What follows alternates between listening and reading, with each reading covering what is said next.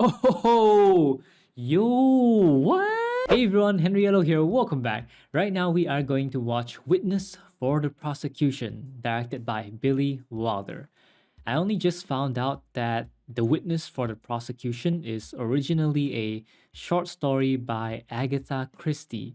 I just watched Murder on the Orient Express not too long ago, so really looking forward to this movie, especially since it's directed by Billy Wilder. Now, if you'd like to watch my full reaction to this movie and all other movies, then check out my Patreon. The link is in the description below, so you get to see my full reactions to all the movies that I've reacted to before and in the future. But if you are okay with just watching the highlights of my reactions, then go ahead and subscribe and turn on your post notifications button so you know exactly when my new reactions come out on YouTube. For now, let's go ahead and watch Witness for the Prosecution. Are you ready? Let's go. What a beautiful day. I've been hoping we'd have a bit of sun for our homecoming. Is there too much of draft? Shall I roll up the window? Just roll up your mouth. You talk too much. If I'd have known how much you talked, I'd never have come out of my coma. Oh, I almost married a lawyer once. I was in attendance when he had his appendectomy, and then peritonitis set in, and he went like that. He certainly was a lucky lawyer. Teeny weeny steps now, Sir Wilfrid. We must remember we had a teeny weeny heart attack. Oh, shut up. a teeny weeny heart attack. I would like to read you a little poem we've composed to welcome you back. Very touching. Recite it after office hours in your own time. What's with you? Nothing. I'm just happy that you're your old self again. Everybody seems to love him as their boss. I guess he's just naturally aloof. Missed you too, you musty old buzzard. When they carted you off in that ambulance, I went out and lit a candle. Why, thank you, Carter. If anything happened to you, what would happen to me? I'm sorry, sir, but you're not to undertake any criminal cases. Doctors, they've deprived me of everything. Alcohol, tobacco, female companionship. If only they let me function on my work and something worthwhile. 2:30, Sir Wilfrid. Time for our little nap. Oh, get out. While in my sickbed, I seriously considered strangling you with one of your own rubber tubes. I hereby enter a plea of justifiable homicide. Justifiable. For 4 months, this alleged angel of mercy has punctured, pillaged and plundered my helpless body. Oh my. Cigars, what cigars? The ones you're smuggling in your cane. Ooh. Can't I have just one? No. Upstairs. Some dark night when her back is turned, I'll snatch her thermometer and plunge it between her shoulder blades. So help me. Oh man, this guy's funny. I'm getting sick of this plot to make me a helpless invalid. I think it's a splendid idea. Carter, I warn you, if this contraption should collapse, if the banister should fall off the banister. Oh, he seems to like This is it. remarkable, Carter. Once more to get the feel of the controls. Yes, he likes it. I'm sorry I didn't ring out for an appointment, but this is urgent. Serious criminal matter. He can't possibly accept anything of an overstimulating nature. And here he comes. Sorry, Mayhew. Try me again someday when you've something not too stimulating, like a postman bitten by a stray dog. I quite understand. Take care of yourself. Cigars. Mayhew! Mayhew! Mr. Mayhew's an old friend and he needs help. Surely I can give him a word of advice. He thinks I may be arrested at any minute Arrested for what? for murder. It's Oh. the case of Mrs. Emily French. Mr. Vole had been with her earlier in the evening. When the housekeeper returned from her day off, she found her mistress dead. Vole seems a harmless chap caught in a web of circumstantial evidence. Probably think better if you gave me one of those cigars. Of course. He's been eyeing it the whole time. You'd like him a lot. They've confiscated the matches. Let me get you some. Lord, no. You don't know Miss Plimsoll. This will take all our cunning. Your solicitor and I feel you may be able to enlighten me on a rather important point. You're not in bed yet. Upstairs. Give me a match. I never carry them, What? Oh. You said I'd like him. but I do have a lighter. You're quite right, Mayhew. I do like him. She shall not even find the ashes. He thinks that he made a statement and that's the end of it. But I've done nothing. Why should I be arrested? You don't get arrested or convicted for something you haven't done. Hard to say. I've taken your cigar and I'm not taking your case. I can't. I'm forbidden. My doctors would never allow it. I'd recommend Mr. Brokenmore. Well, you know Brokenmore. Yes, I do. A very able man. Hold this. This morning I had no lawyers at all, and now suddenly I have 3 lawyers. I shan't be able to pay all the costs and fees. Don't worry, we'll get a 4th lawyer to sue you. Doing my army service unsettled me. I was stationed in Germany. That's where I met Christine, my wife. She's a wonderful wife to me, too. If I could just put my egg beater across. Egg beater? I'm a bit of an inventor. It not only beats the egg, but it also separates the yolk from the white. How? I need money for manufacturing and promotion. I was really hoping that that's what Mrs. French might do for me after I met her. How did you meet this Mrs. French?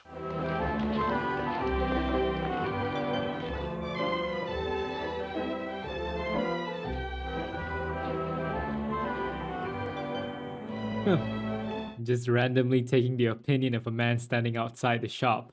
I wouldn't recommend it to every woman, but you, why shouldn't you attract some attention? Oh, you really think so? Smooth. Well, I was only trying to be nice to her, to make her feel good. I never dreamed that I'd see her again, or the hat. Why are you wearing a hat during a movie? Oh, it's you. No! Such a bother taking it off and putting it back on again. And after we left the movie, she invited me to her house for tea. That egg beater looks messy. But it whips cream, too. Oh, did you hear that, Janet? It whips cream, too. We must have one. Thank you. We'll use it constantly, won't we, Janet? Janet doesn't like visitors in her kitchen. Yeah, Jen's giving him a death stare. Ah. Oh.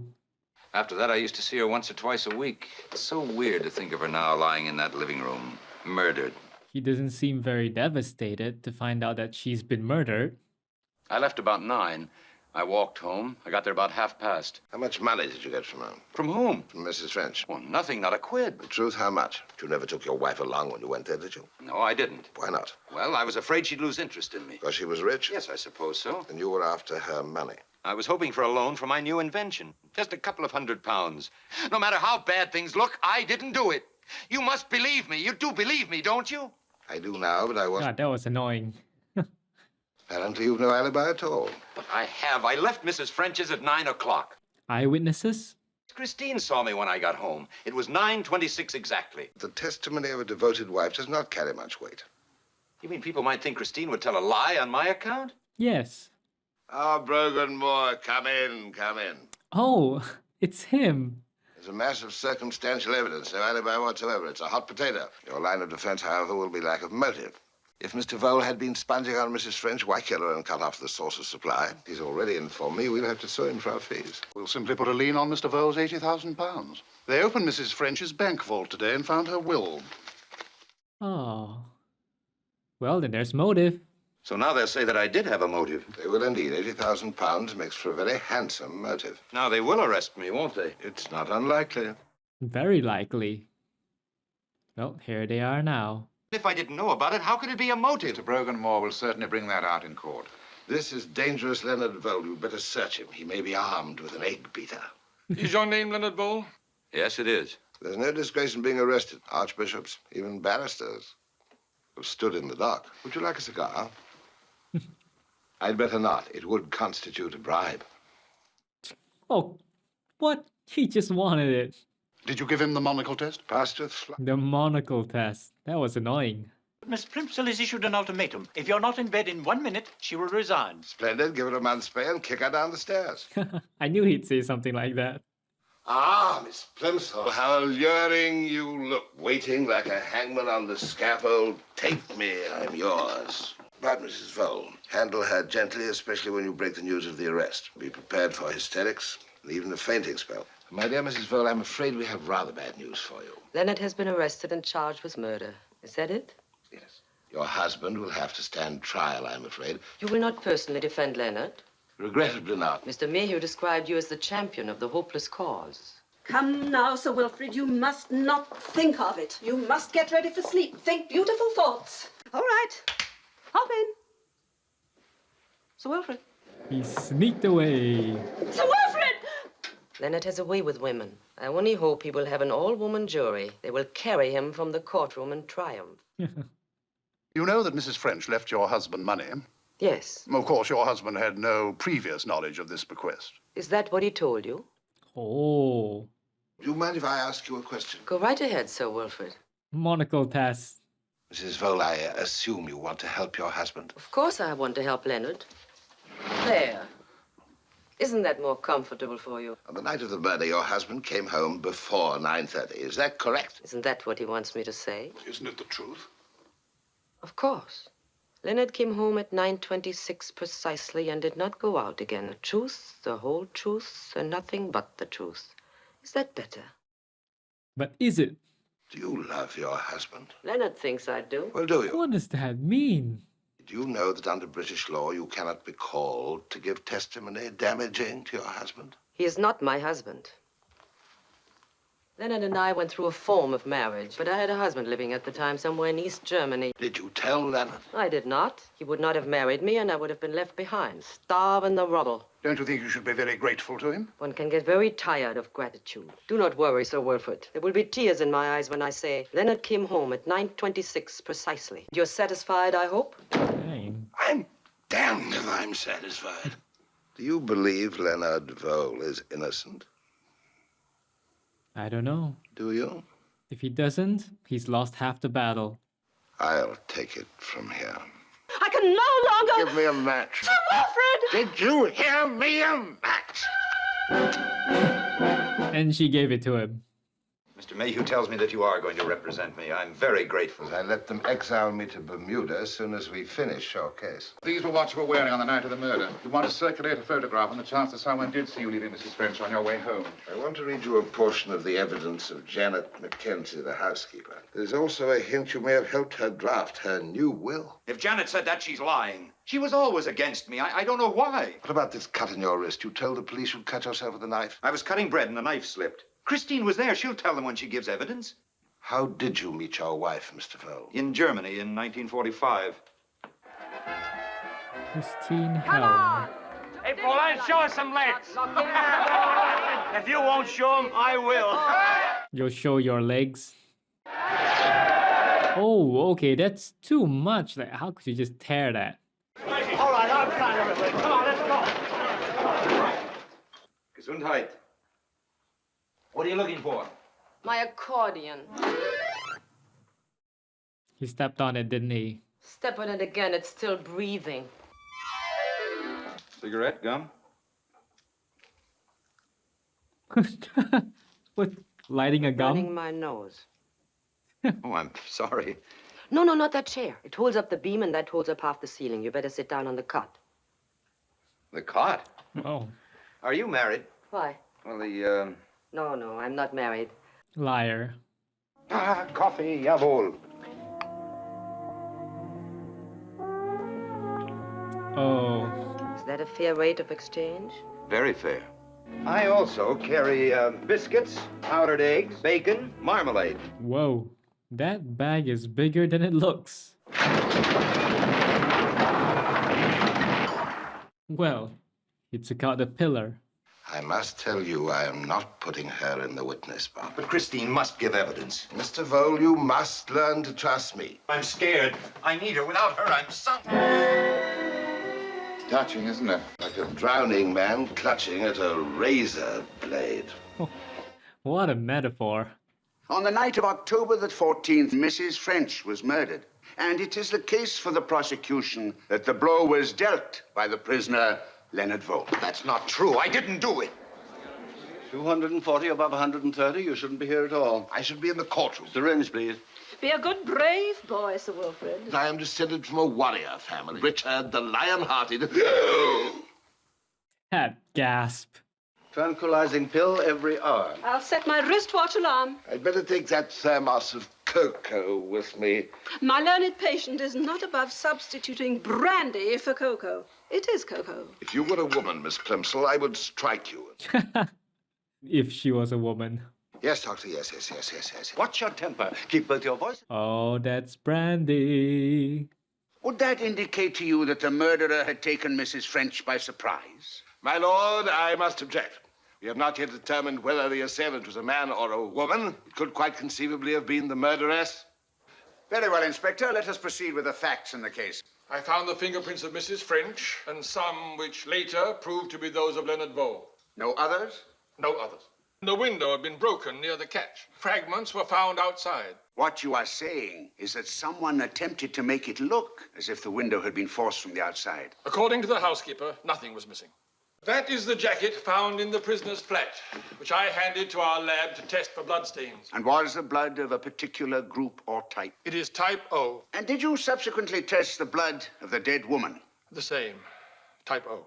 In your experience, when a burglar breaks in, does he usually leave fingerprints or does he wear gloves? He wears gloves. So the absence of fingerprints in a case of robbery would hardly surprise you. The burglar might have entered what was presumably an empty house, encountered Mrs. French and struck her, panicked, and fled without taking anything. When you questioned the prisoner as to the stains on his jacket, did the prisoner's wife show you a knife and tell you that her husband had cut his wrist while slicing bread?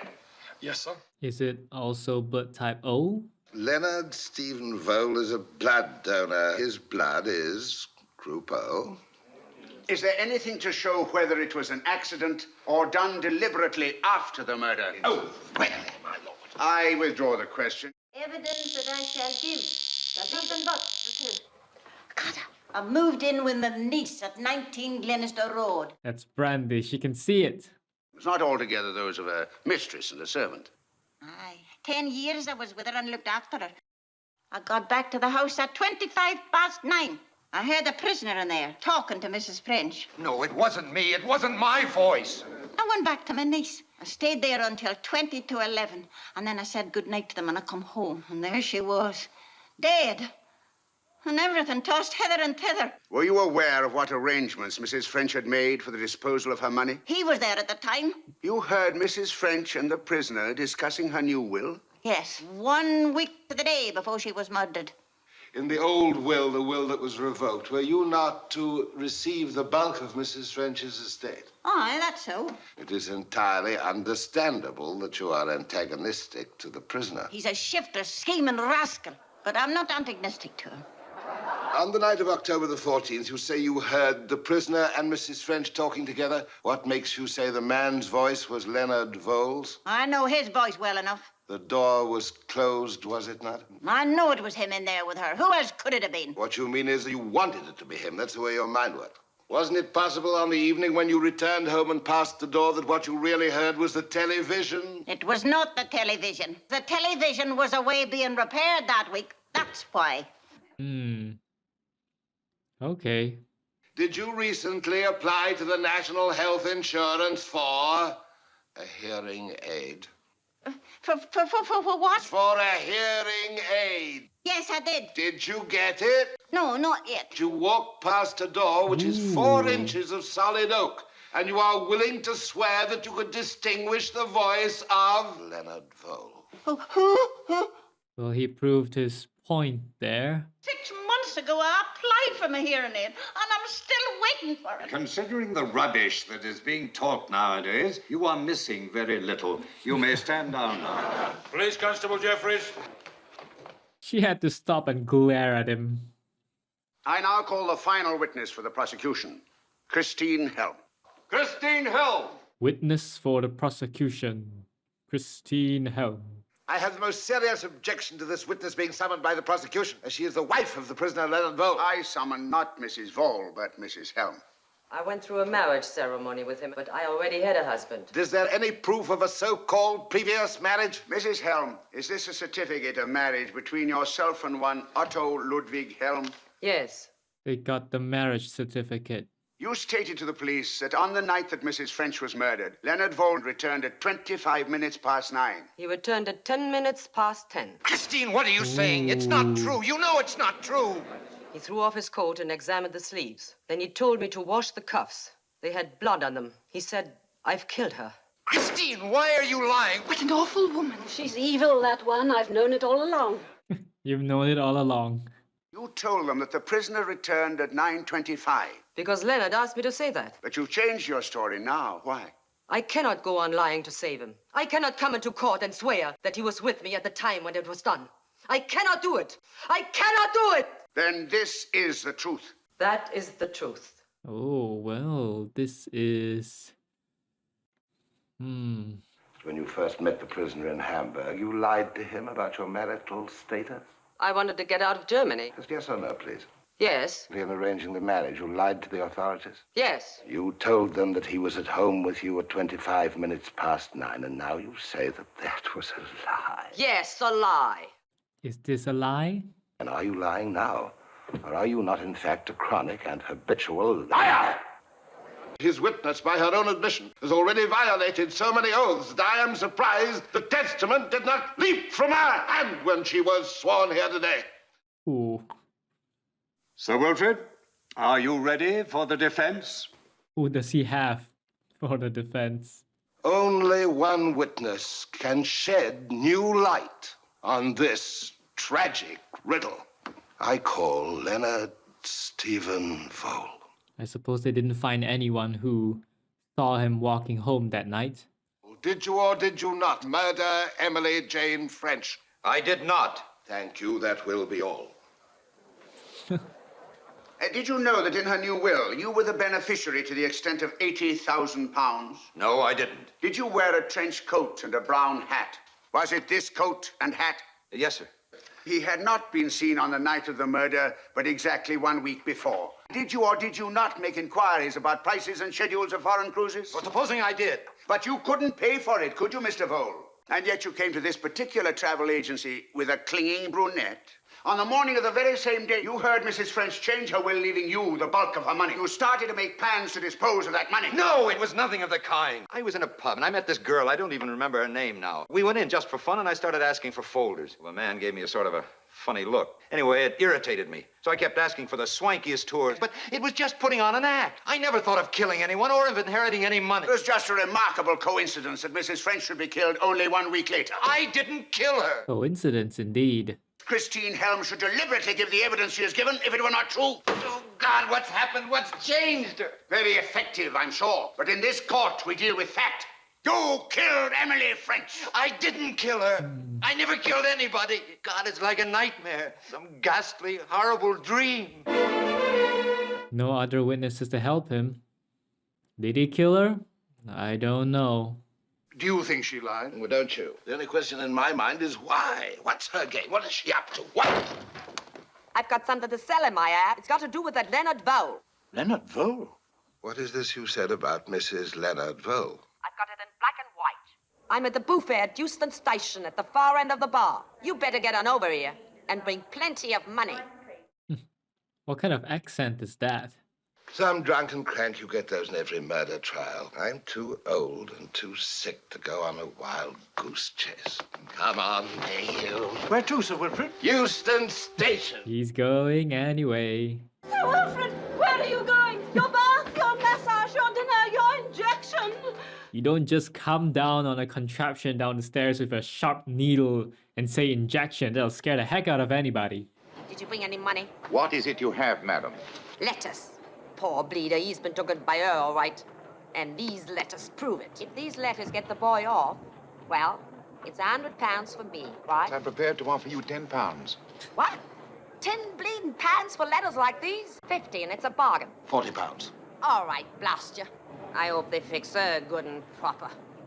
He's got something against her. What have you got against her?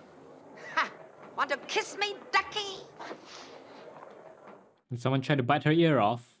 Deeply sorry. We'll make it another £5 for the letters. Holding out on me, were you? Unbelievable. She's run away. I wonder what those letters say. I ask that the case for the defense be reopened. Evidence of the most startling nature came into my possession only last night. Call Christine Helm. And so she shall be summoned. What is the truth behind the letters?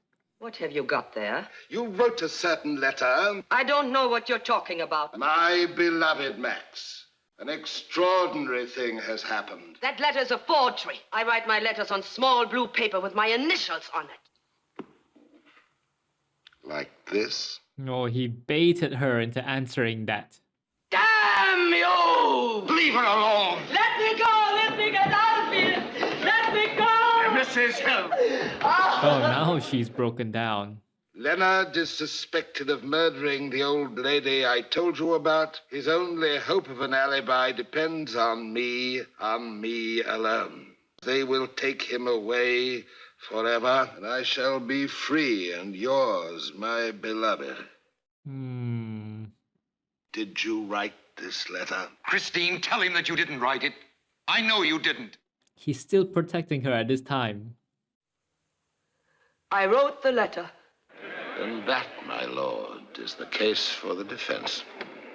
Come on, it's all over. Wrapped up neat and tidy. Too neat, too tidy, and altogether too symmetrical. That's what's wrong with it. Why? Is it because he's suspicious of the fact that that unknown woman just came out of nowhere? Not guilty, my lord.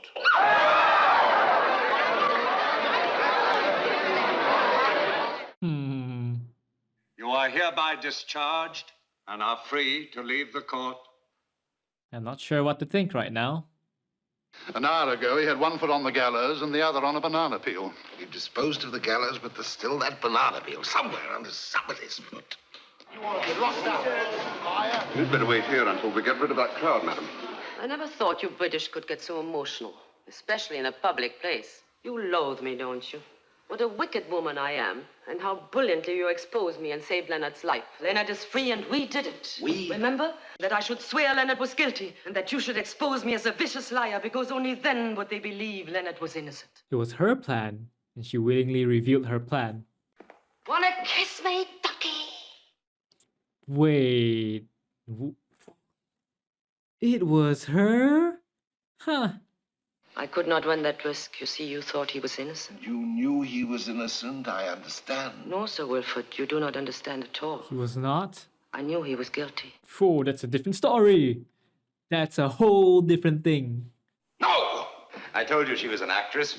I knew she was going to do something for me, but I just didn't know what or how. Fooled you completely, didn't she? It was you, Vole, who fooled me. You got me off, and I can't be tried again for this. Suppose we double your fee. There'll be plenty of money as soon as the will goes through. I'm not cheap. I want everybody to get something out of this. You don't know what I went through. Standing in the witness box, having to face you in the dock, saying I never loved you. What the heck is going on? Leonard, who's this girl? I'm not this girl, I'm his girl. Is this the girl who was with you in the travel bureau?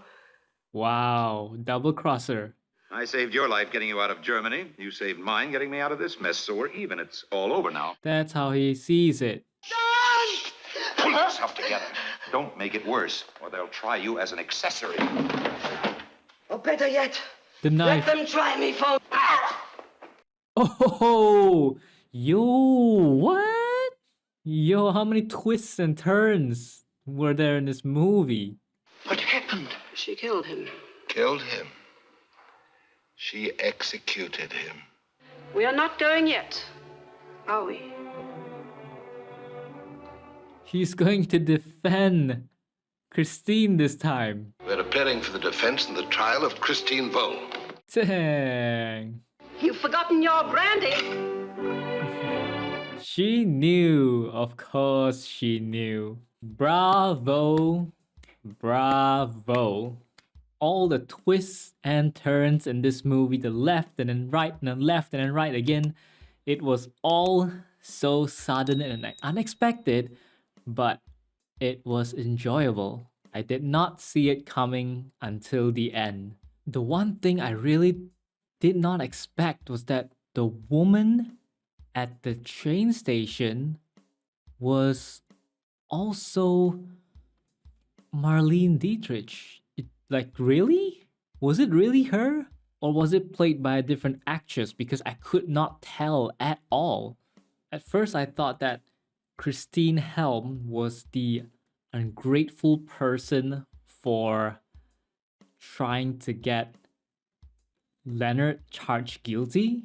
But now I realized the really ungrateful one was Leonard himself, that double-crossing bastard. Even though Christine came up with an entire plan to save him, Leonard went out with another woman the moment he knew he was getting a big amount of cash, a big sum of inheritance, and he just throws aside Christine. Even though she wasn't really Leonard's wife, she truly did love him. She loved him enough to concoct an elaborate plan to fool Sir Wilfrid and save Leonard. Leonard himself was also a very good actor because he managed to fool Sir Wilfrid, and he also acted as the innocent person throughout the entire trial, the person who was betrayed by his loving wife. I'm not sorry for Leonard that he was killed. Christine enacted that justice. And of course, Sir Wilfrid will defend her in court. And I'm sure he'll do a good job of it. The interaction between Sir Wilfrid and Miss Plimsoll was also very fun to watch, very funny and enjoyable. Leonard trusted Christine to save him. And during the trial, we all thought that Christine betrayed Leonard's love and trust. But by the end, we realized that it was Leonard who betrays Christine's love and trust. Overall, I enjoyed the plot and also the characters in this movie. It's a very fun movie with plenty of twists, and I like that. I like movie with plot twists. That's what I enjoy the most. If plot twist was a genre, that would be my favorite genre. What did you think about this twist at the end of the movie? Did you see it coming, or were you like me and didn't expect it at all? Let me know your thoughts down in the comments below. Thanks for watching, hope you enjoyed the reaction, and I will see you in the next video. Peace.